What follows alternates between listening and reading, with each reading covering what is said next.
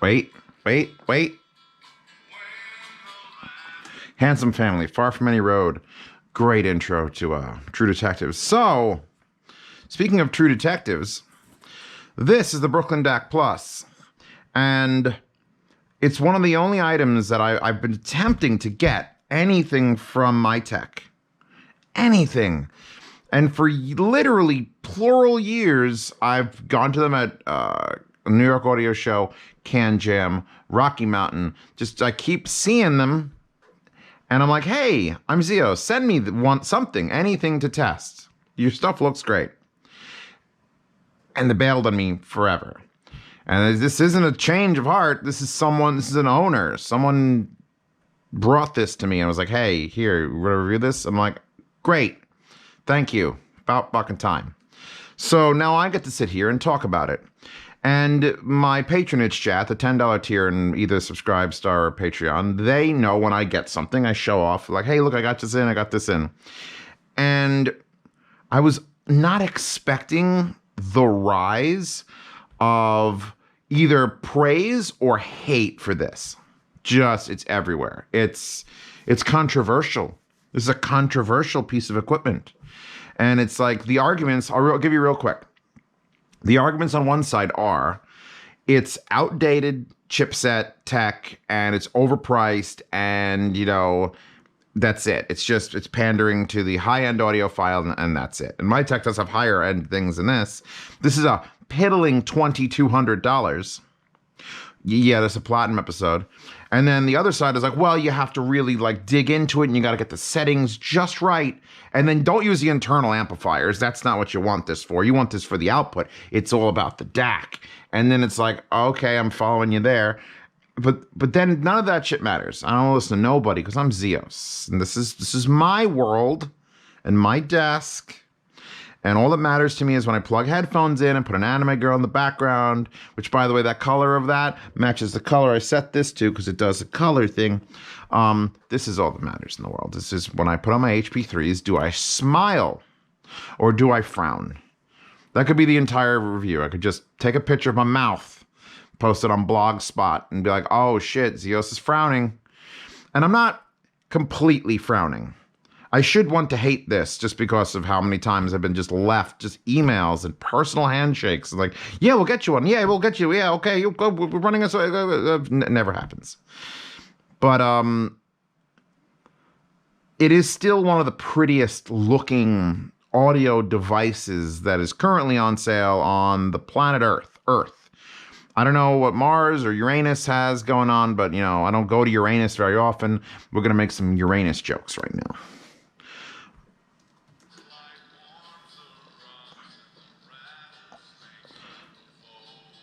So, let's take a tour before I go and I just start listening to things. And there's going to be some complaints, obviously. And there's going to be complaints that no one else is complaining about, but I'll complain about them.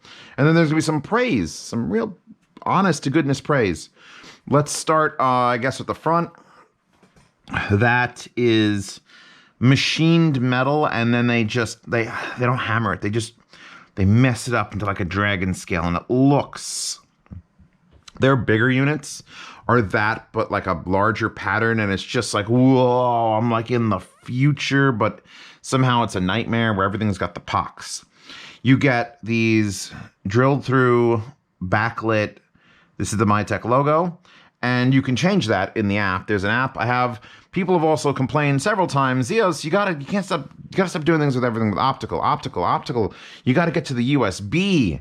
You got to install drivers and have a pain in the ass time all the time. That's the only way to get the best out of something. So for something like $2,200, I'll pull out my laptop, I'll plug it in USB, I'll install the fucking drivers, and I'll install the software on top of the drivers, and I'll see if it makes a difference. Spoiler alert, really doesn't. Because I could play that song there and that song right there, and I could just go USB, optical, USB, optical. And it's one of these. Now, one of the things Mytek was the first at was MQA, which is the whole high-end streaming format, which is still, by the way, in case you don't know, a lossy format. But they were big on that. They were big on the lossy. I'm going to put the meters back on because everybody needs to see the meters, because that's really what's going to draw you in. Is as soon as anything's got a VU, with colors and movement, you're involved. That's why I have these up here, these Calrads, these vintage Calrads. Because as soon as something's bouncing back and forth to the music, it's like, wow, you must really enjoy music. You know exactly what you're talking about. So the front, remember I was taking you on a tour and I sort of got diverted? Welcome to Z Reviews if you've never been here before. 2 1/4-inch outputs. One is in phase and one is out of phase. So that's an option. A lot of times you'll get, in the menu of something, you'll have one output. You can go to the menu, you could change the phase, whether it's positive, negative, negative, positive. And that is a very, very, very bad audiophile bullshit thing that some people are like, no, it's got to be listened to out of phase because they're crazy. I'm not afraid to call audiophiles crazy. That's what defines an audiophile. They're crazy about sound. And I'm crazy too, to an extent, there's an extent. But at some point it's like, you know what? Maybe just play it the right way and not out of phase. So that's in phase, that's out of phase. This is a balanced DAC with a balanced headphone amplifier. The problem is, even at $2,200, if you want to use this unit balanced, you have to order that adapter. You have to order a dual 1/4-inch TRS that uses 1 pin on one side, 1 pin on the other side to a 4-pin, and then you can use the full power potential of this, and no one buys it. Or at least someone didn't buy. I don't have it. I would love to be able to test this balance. I think it probably has more potential for an overall higher score. If they just included that, what could that cost them? Like just build that for like $18. $18 that should cost. Include it with the $2,200 amplifier. But, like I said, this is not about the amplifiers. People are talking about the outputs. So let's keep going. So you get 2 outputs. One of them's in phase, one's out of phase. You can't balance unless you buy a special adapter. Then you have 4 buttons that flank this screen. It's a very nice screen. Actually, it's 2 screens. You can see there's a split, which probably makes more sense. And then you have a rotary encoder push button. So here. That's your whole control. You go click, click, click. You get volume. You press in. You get to this other screen. We have to talk about how you navigate the menu, but we'll get back to that because that's where the real high praise is going to start coming in, is when you start navigating around. The back of the unit. What? Why is there a big power sub that's not plugged in, Zeos? Don't you need to power this? Well, in the grand scheme of the universe, of course, something like this could be powered internally through 110, and then it has an internal power supply. But we're talking about, this is some audiophile level shit here. Of course, it's got a braided cable mystery box external power supply that you can buy called the Booster, BOTW Mark II Power and Precision Eco Audio Upgrade Power Supply with S-Booster Split Current System. And it's got a switch on the side. I don't know if this is specifically for this unit. I think this is just sold to power anything that is, what are the settings? 12, 13, or 13.5 volts DC. So it'll either take 110 AC, or you switch it to this, and apparently, since it doesn't have to do the conversion inside, you get a much bigger, freer, better power supply, and it can sound bigger and better. And I switched it once. I went from the internal power supply to this external one, and there was an improvement. And that's the problem. That is not a benefit. That's not a benefit. You don't buy a $2,200 thing and then, oh, by the way, if you decide not to use the thing we gave you and decide to use this thing, which you could buy separately, it'll get better. You fucked up. Back it up and fix this so it sounds better automatically. This should not be necessary. I've done power supply upgrades before on cheap things. I remember the MB42Xs came with like a low, like a 18 volt power supply. And if you got a like 24 or 30 volt power supply with a little more amperage, you can get a little more out of it. Those are $100 pair of speakers. This is $2,200. Why am I adding anything to it in this sort of mega capacity? And then the fact that they offer it, like it doesn't come with. So the fact that they have a plug specifically for it means they know that you're going to do this. It's all right. We're moving on. This is real tight back here. There's a lot going on. Like, it's hard to see, and I've been holding on. We've got, so you got the big N, and then you got this in, which has an adapter on it. You have a phono ground plug, because this thing does some weird, like, I can't knock it for the feature set. If this was a Swiss Army knife, it'd be literally this size, because it does a lot. Then you have world clock in and out, which are BNCs, which are for very, very high-end crazy audiophile bullshit where they're making the world clock match and all the digital devices so that there's no, it's not WoW and Flutter, that's cassettes. Yeah, you know what I'm talking about. If you know what I'm talking about, then you know what I'm talking about. If you don't know what I'm talking about, please try to forget everything I'm saying. You'll live a happier life. All right? Here's your fiber optic in. There's a 12-volt trigger here, down here, between. Somehow you're supposed to plug in. If you're using this and a fiber optic, that 12-volt trigger has no space for you to plug into it. Here's your USB cable. I'm using a very, very expensive blue $5 cable that I like to use because they're really well built for $5. Then you have your SPDIF DSD L in and R in. I don't know why those are labeled L and R. That makes no sense to me. There's probably some audiophile voodoo shit going on here that even I'm not aware of. Where does DSD need left and right analog input? What? Left and right digital inputs? What is happening? But yeah, those come up as SPDIF 1 and SPDIF 2 on the inputs. Your AES in, which is, I used this once on the Genelec monitors, had AES, which is like, it's coaxial digital, but Pro, so that's why it's XLR. And it's fine. It's fine. Then you have an analog input set, which I have coming from the Geshelli Labs Enog 2. We may get to that. We may not. An analog output set, which I have going to that 789, so that we can test the out.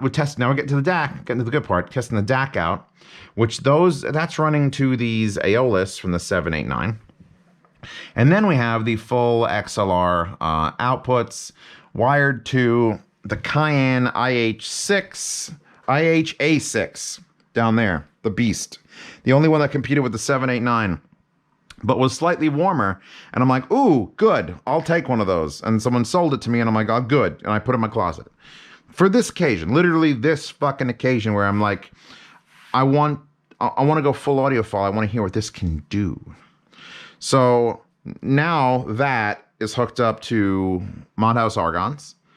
Because if you need power, then that has it. And if you need something that needs power that sounds real good, Argons have it. So let's put that on. And now we have to... The main screen, and I don't know if this is the main screen, but if you don't disable a bunch of options, this is where it defaults. 32-bit, 384, it's showing me the USB setting. And then there's your volume, which is a nice... It goes from 0 down to... infinity, which is below 99. Now, there is the capability of remote control. And basically, you have to go out and get an Apple remote control for like an Apple TV. There's another remote control that works. I don't know, you don't care. But you have to buy that separately too. So if you really want this thing to shine, first you'd need a balance adapter, which we don't have. You need this power supply, which does legitimately make an improvement. And then if you want a remote control, you need to buy an Apple remote control, because that's fancy, because everyone knows you want that white, that skinny little, everybody needs that. And this is what we're set with. So now, when we hit this in, we get to this screen, which I have set to not reset back to the other one.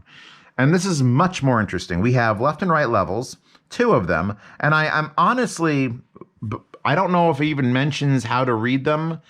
I have the PDF open, and I'm trying to like, enter one of the 4 parameters showing display for I understand that. How do these VUs work? Explain it to me, because there's an upper one which hits the red line in 0, and there's a lower one that doesn't. Like, why are there 4? I don't know why there's 4. We're gonna come back to the menu too. This is like gonna be like a 45 to an hour review. Just bear with me here. We have to go through some shit. So one of the reasons I like it. Let's go back to why I like it. One of the most intuitive, better than the RME ADI2, ways of navigating and controlling settings. So here's your views. Here's peak and average meters, which kind of look cool because they're changing constantly. They're just constantly up and down. Oh, peak, oh this, because it's reading whatever's coming off the USB. Depeche mode, and if we fast forward to loud Depeche mode, you see the peaks now at -1. So you know if you're hitting zeros. And then there's an average. So that's got to be the average. That's got to be average. Is that what that is? Because that's -14. And that's 1. That makes that makes sense. -23. Okay, so that's the average volume, and that's the peak volume. I've never seen anyone need that ever. And then you have these 4 white boxes at the bottom. I hope you could see them because I'm using the Hero 8 and I'm using this big light, and I don't know if it's reflecting or if it's being good or bad. You know what? Maybe I should take my headphones off. Let's actually see if the Hero 8 is fucking this up. Can you see this? There we go. Actually, it's not bad. Okay, there's a little bit of flicker, but we're going to do this while it's holding on the desk. I'm sorry if I sound weird. The 4 buttons that flank this, 2 on one side, these 4 boxes change when you rotate that. So we go like this, or this, or this, or this, or this, or this, or this. It's a lot. And depending on what you want to change, so let's say you want to change the volume, that's on this too. So you go and you hit the right one, that highlights, and I've chosen that color in the app. This app picks the color for that. You can choose it also in the menu, but this is a nicer way to do that, and you can change buffer size and all the other weird things you'd want to change. So now that I've got that selected, and because I shut off another timer that would have timed it out, I can now control that volume with the knob. And that's fine. And that's the internal. We have it set to headphone out. Put the screen back on. There's the headphone out. If we want to change it from headphone out to line out, now those are playing. Let's lower that down. So, and then there's mute, which is weird to have in here as like mute on, mute off. Like, I don't know if anyone would dig into a menu to do that. And usually like, wait, this is the default view and you just control the volume. So there's nothing to do. These buttons don't do anything when you're here. So you have to be in this menu and you have to select volume, and then you can just control volume like a normal human being. Now, since I'm on the main output, I'm going to leave that on -17 because I was advised to leave that on -17, exactly -17. Are you seeing it? Do you see? Leave that on -17, and then we can travel through the rest of this menu. So instead of the USB input, let's change that. So we have, let's move to the right, AES, SPDIF1, SPDIF2, optical, which is coming off of her. She's providing optical. And then we have analog input, which should also be her, but I don't hear anything, and it's weird. I haven't used the analog input very much, and I'm not sure. It might only be for the headphone out. Oh, God. Oh, there's 4 options, by the way, on that. There's auto, headphone, main, which is all these back here, and then both, which will combine the volumes, so be careful when you do that. So let's see if the main is on. Yeah, Nine Inch Nails' March of the Pigs is playing through that from this, and you don't get any meters for that. So that's just, so you can run an analog through it. It's just basically a pass-through. I'm not, it's the limiter, I think. Let me see, if I go back to main, set the volume. Perfect. So let's never go back to analog again. It's nice to have it. Look, I've asked for an analog input on DAC amps before, and now that I've gotten one, I'm like, you know what? Thank you. So let's go back. Let's change this either to optical, which is showing 16-bit 44.1, which is what Wasapi is pushing out of that through the Mytek origin, and then through a bunch of fiber optic splitters to all the DACs in the world, and then also to this one.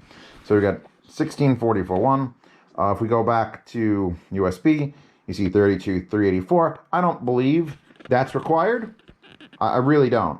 I really don't think that's required. But we could either leave that playing, an Emancipator, First Snow, or we can go back over to optical. Now, once you've made your decision, you have to shut off your selection by clicking it.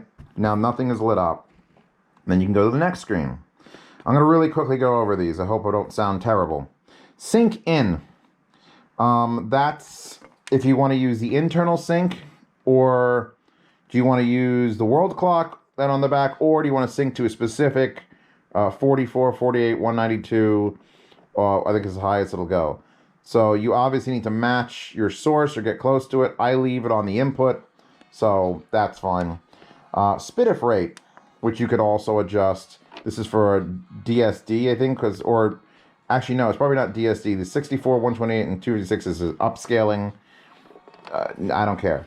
MQA decoder, disable or enable, and then you could choose the phase as positive or negative. So not only are these positive and negative phase, but then that's also a positive and negative phase on specifically the MQA decoder, because if you disable that, then mastering is turned off, but then it could be mastering of mono or LR or MS, which, guess what, putting mono actually does mono the whole fucking thing, and I'm like, why?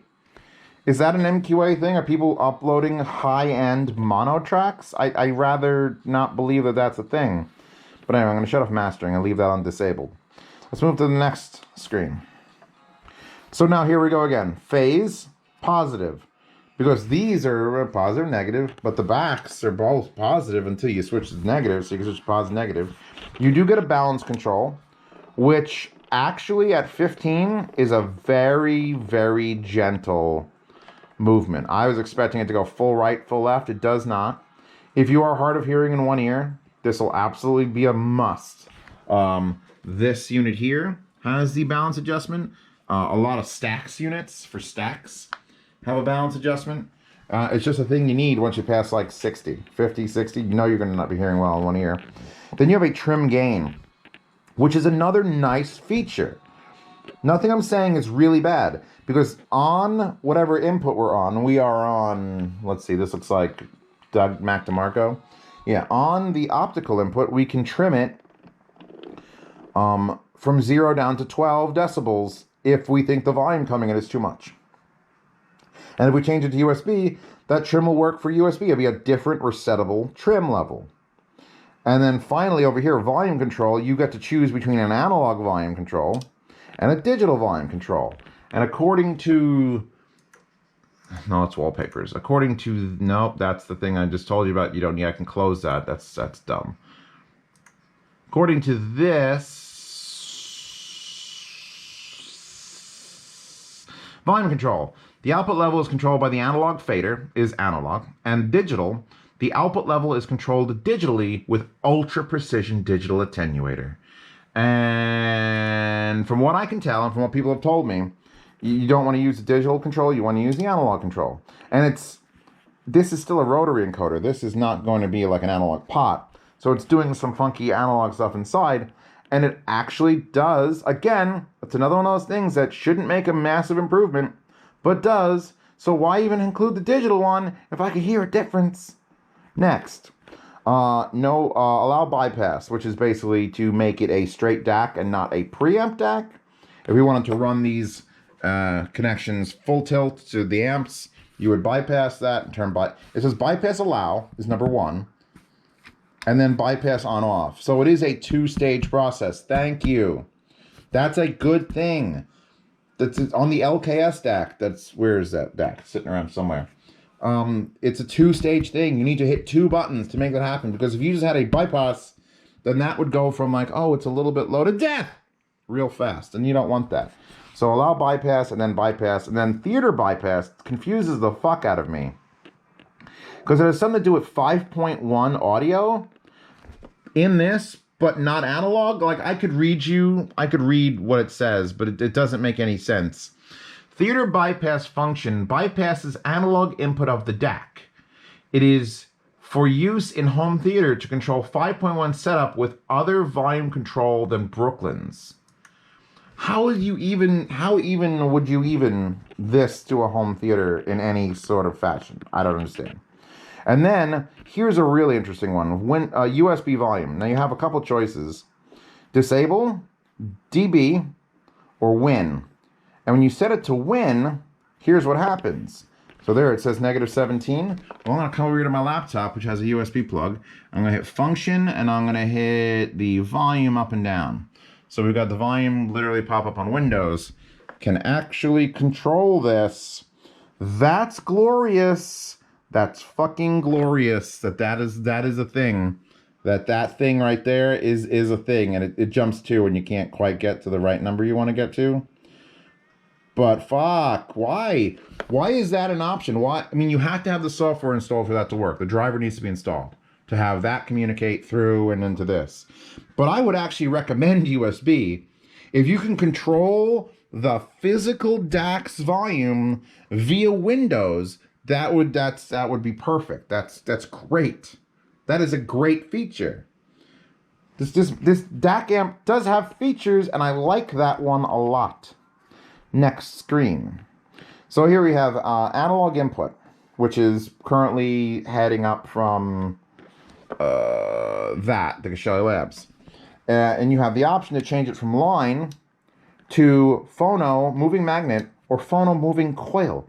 So it's a full built-in phono preamp in MM or MC that you can switch what the line input does. That's a thing. That's a thing. Coaxial function, SPDIF or SIDIF. I have no physical concept in my life what SPDIF, I know what SPDIF stands for, Sony Philips Digital Interconnect Format, but apparently SIDIF is Sony Digital Interconnect Format. I've never in my life seen SDIF, ever. PCM, filter shape, I'm sure brick wall, hybrid, appetizing, slow, fast, you know, I can never hear the difference. DSD, filter, BW, low, medium, high. Again, I don't care about DSD. So moving on. Display auto off is disabled. Otherwise, the display would auto off. Display brightness, which might actually help the guys here on camera. You can dim it or you can make it brighter. I have it on 10 because why the fuck not? Auto return. That's the one that takes you out of this screen and into this screen.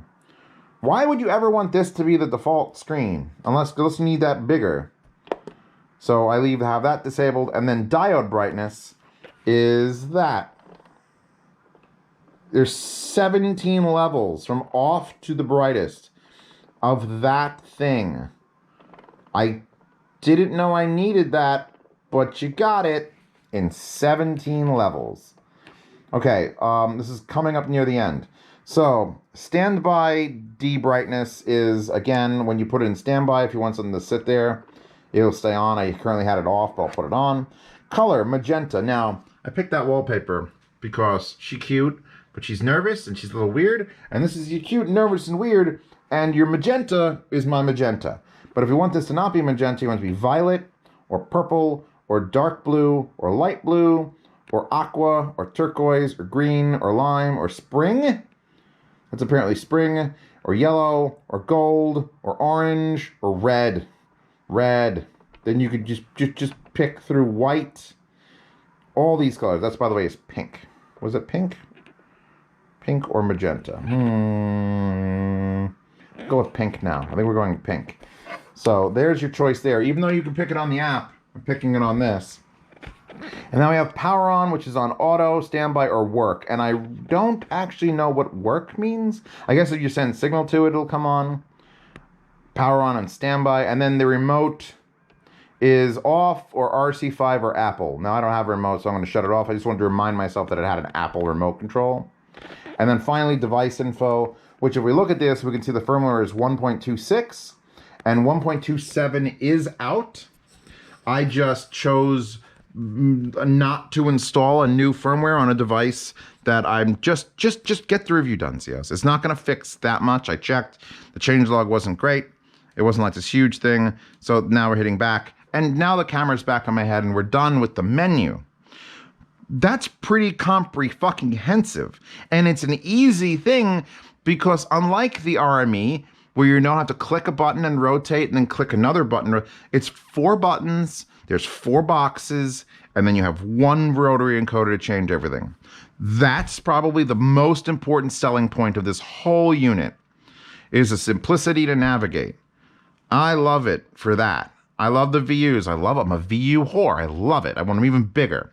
I love the patterning on the box when they do this. So they put the vent on it, and they have like the same pattern here and there. That's their logo. The problem is my fan base, my patrons are right.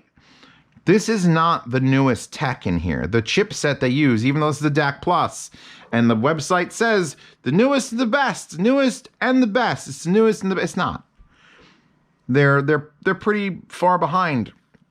They're not making a new one of these every year, which they need to do to have the newest and the best. And this thing's been out for a while, and this is a DAC Plus. The DAC, there's a Brooklyn DAC and a Brooklyn DAC Plus, and the Brooklyn DAC is even older. And I feel like for $2,200, that's too much. The headphone output, this helps, doesn't save it. It doesn't make it worth $2,200.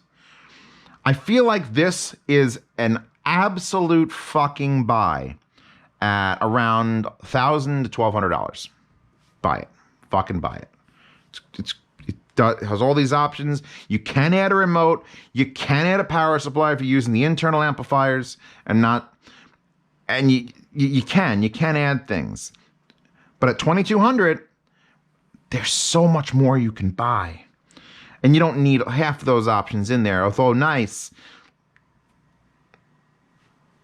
I can get an RGB LED strip and put it around my whole desk, and I could change any color I want for $18. So I don't need that light to like that isn't a $500 feature. And you know, all these inputs in the back that I'm definitely never going to use. If you're going to use them, you don't have much choice because this is the cheapest thing that has world clock connections. But I ain't going to use them. So get them out of there and take off $200. It doesn't sound bad. In no way am I saying it sounds bad. But I could hook up to a Rebel amp or a 789 or I mean the K in here. There's a whole bunch of things that I could hook up to that these outputs unbalanced, I'm going to stick with unbalanced is what I'm referencing, would sound better out of. Better. Not equivalent to better. The Rebel amp for sure, but that's an entire Class A thing, so it's really not fair. But is it not fair? But what about the 789? I mean, that's a THX standalone amp. It's $400. This is $2,200. And people buy this just for the DAC. So, okay, all right, stop. So let's not concern ourselves with the front at all. Let's not concern ourselves with using this. Like, let's just pretend those holes don't exist. But your mom wishes she said that. Let's only concern ourselves with the output. So if we switch over out of optical, I want to give this thing the best chance it has. So we're back to USB, 32-bit. I've got Wasapi shared, pushing out to this Brooklyn DAC. The Magnum PI theme from Mike Post is currently playing. Let's start with the 789. Let's hook this up.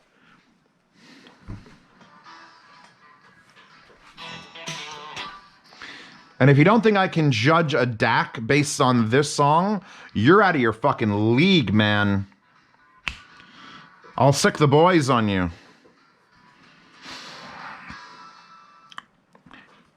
It is a better DAC than it is a headphone amplifier. I almost don't have a problem with it. The problem is, I do have a problem with it because I've got a Gustard DAC there. That's $1,000 and an LKS DAC. And I've got that $1,300 SMSL DAC and JDS Labs, that new EL DAC. I mean, we're talking about just the unbalanced version now.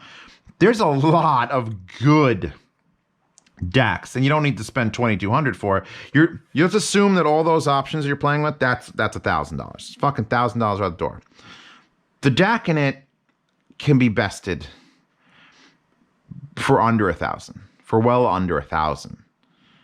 As far as what my ears can tell me, look, I'm not an oscilloscope. I can only sit here and listen to headphones I know, on amps I know, with music I know, and tell you what I think. That's what Zero Reviews is about. You're trusting in me to tell you what it's about.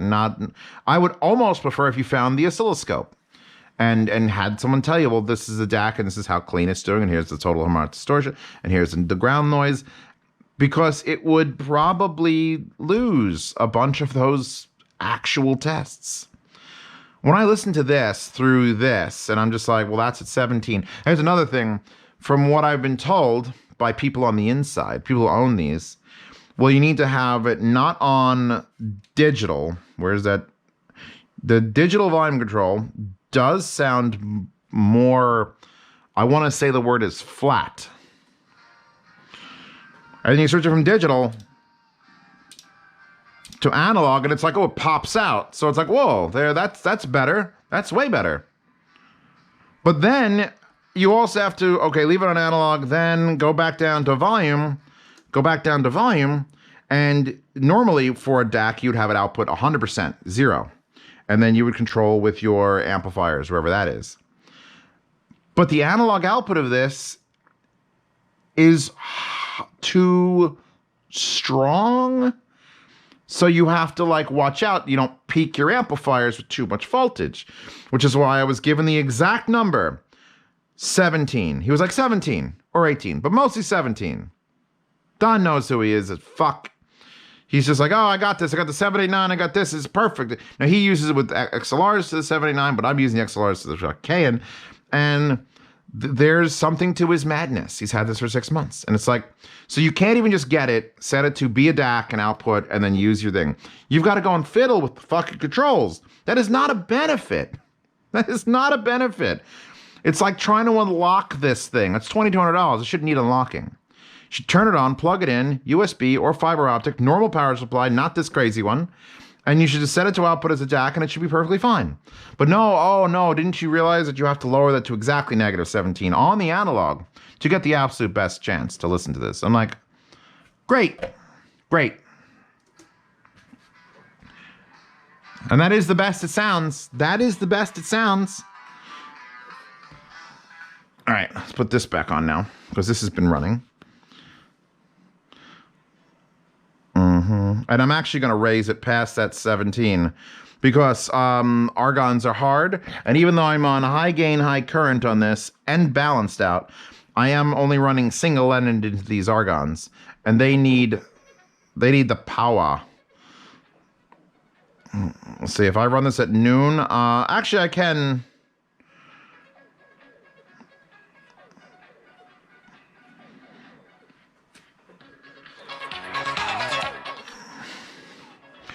Space Dandy, new disco on the block. Very well recorded, by the way.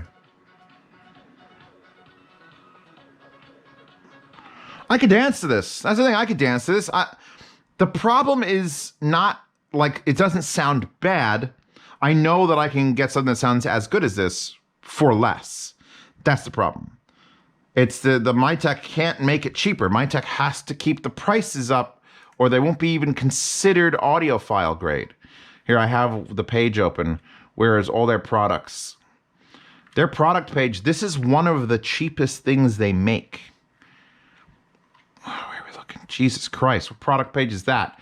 Oh, did I make it to Mytek Pro? I made it to Mytek Pro. I gotta go back. Mytek, Brooklyn DAC. There's the hi-fi section and the professional section. So let's go back to the hi-fi section, because that's the one I want to yell at. And let's go to all products in the products page. And then we could wait for it to load because it feels like this fucking server's somewhere else. We have the Brooklyn Bridge Steamer DAC. We've got the Manhattan 2 DAC 2. Manhattan DAC 2, the DAC Plus, Liberty DAC, the Brooklyn Amp. And these are all... Actually, I really like the Brooklyn Amp. I wanted to try a pair of those. But like the Manhattan DAC here, this thing is absurd looking. Wow, the site's so slow. Yeah, and I don't know if they say the price on it here. I think it's like $4 grand. US store. Let's see. I want to order it today. Yeah, I want to order... Oh, $6,000. I was wrong. So $6,000, $5,000, $5,000. Ooh, the Liberty DAC is only $1 grand. I'd actually like to hear that because I can accept a $1,000 DAC. I can. In my life, in my line of work... It's come this far. $1,000, that's my line. $1,000 is my line. Like the RME was like $1,100, $1,200, but that thing had not just a great DAC, but all those options, and then an amazingly perfect headphone amplifier. Even if it wasn't balanced, it was the whole package. This is twice the cost, or $1,000 more than an RME ADI2. And even if I like the way you control it better, RME ADI2 sounds better for $1,000 less. The headphone outputs work. You don't need to buy separate power supplies. And even though it doesn't have a balanced option, it doesn't matter because it works. Whatever you plug into it works. So I plug this into this, and then I set this main to headphone, and then I put back on either Space Dandy. Ooh, like that is so much better. This cannot push these. Oof. I would throw those out if this was the only amp I got to hear those on. Let's unplug that. I have one last headphone here. My K712 pad swapped Emotiva. Dan Clark Audio, because he had to put his name in it. Ether C flows. And I'm going to plug, well, I'm going to turn that down. That's number one. I'm going to plug that in. Unplug that in. Set this back to main output. Go to 14 volume. I'm going to shut off high gain on this because I really shouldn't need it.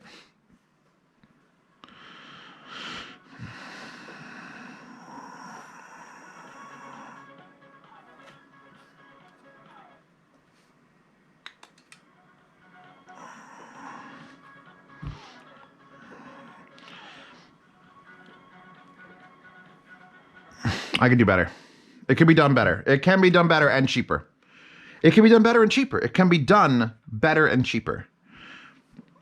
It's an all-in-one package, and it has a lot of features that audiophiles crave. It's got what plants crave.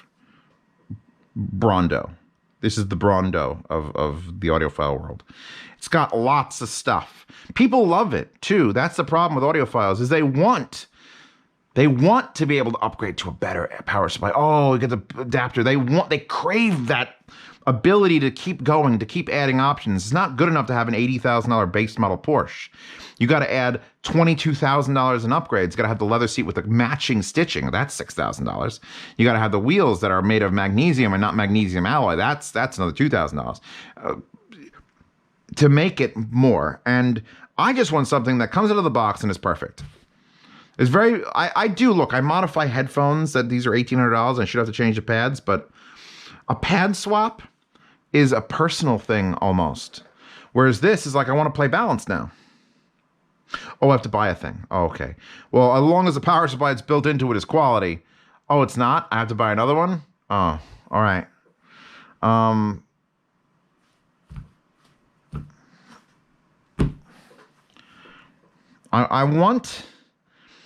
I want this with all the views and everything. I want to find someone who makes one for like $1,000. RME ADI2.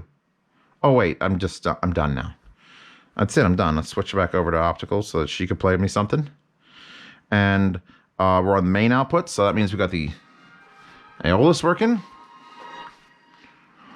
I think I just love Aeolus. I think I love my headphones more than this, and I'm just enjoying swapping them out. But I don't know. I'm not feeling it. I'm not feeling it. Okay, ignore the headphone section. It's just a DAC. I'm still not feeling it. I'm still not feeling it. But don't forget to put it on analog, but not digital. There's complicated, and then there's complicated but broken.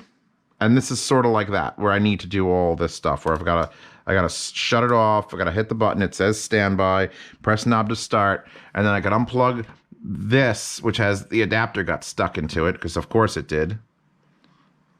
Plug that back in there before that gets lost. I can plug this into it, and now it's back on, but without that. And it blinks a bunch of times. A bunch of times it blinks. Okay, now it's loading. Like there's an operating system on it. So I'm going to start that. It's starting. Main, we're still on.